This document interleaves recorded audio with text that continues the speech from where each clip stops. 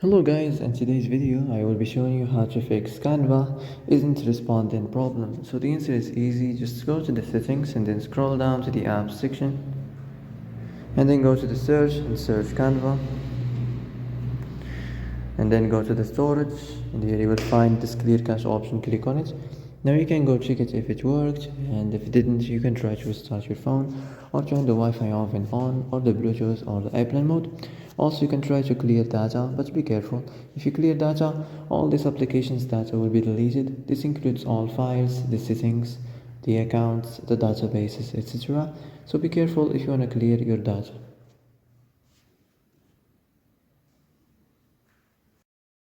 And that's it for today's video. I hope this is the answer you've been looking for. If you like this video, don't forget to like and subscribe, and see you in the next video.